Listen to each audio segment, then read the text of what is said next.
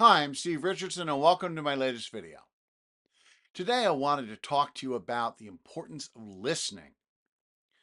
Now, as I've mentioned in previous videos and in articles on my website, it's important for your client and just as importantly, your prospective client to feel heard, that they have told you everything, that you have listened, that you understand their situation, and that you're on their side.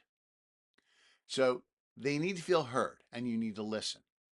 Now I know it's difficult. You're doing an initial consultation. You're listening to the person, but in your mind you're starting to formulate what your advice is going to be, what you're going to tell them, maybe some other questions that you have, and you're not fully listening.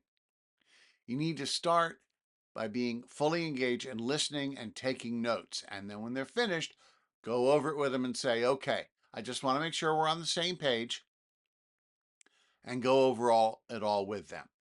And you touch all the points. And then that reaffirms with them that you have been listening, that you get it, that you understand. Because if you don't, they may well not retain you. Let me give you an example of that. Recently, my wife and I decided that we had to reno the kitchen. It was stuck in the 70s. If we were ever going to sell the home at some point or really enjoy the kitchen in our home, we really had to redo it. So we called in some contractors. And my wife, through her job, does a lot of work with construction contracts. And she'll write scopes of work and send them out for bid.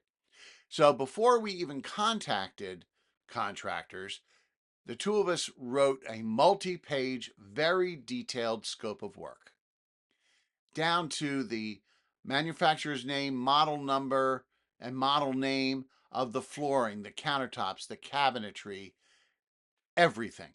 Very detailed, and laid out exactly what we wanted done, step by step. And we gave that out to several contractors. Well, one of them came in, went over the scope of work with us, did all the measurements, and then came back a couple weeks later with a proposal. And they have this 3D rendering software that they show you what the kitchen's going to look like and everything. And when it came to one of the cabinets, he had completely ignored that section of the scope of work. He gave us a different design on how to handle that cabinet and the wall that was next to it. And that's not what we wanted. That's not what was in the scope of work.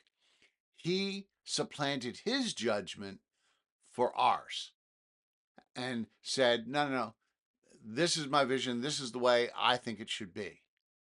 Now, if he had said, okay, this is a rendering of what it would look like under your scope of work, but might I suggest that you do this one section differently and look at it this way? My wife was furious. She didn't like the fact that this designer wasn't listening to her. He had ignored what she wanted and gave us something else. Well, guess what? They're not getting the job, okay? Because they didn't listen. So there were other factors, but my wife was really ticked off that they didn't listen. So you don't want that to happen. You want people to feel heard, that you're listening to them, that you understand, that you're on their side.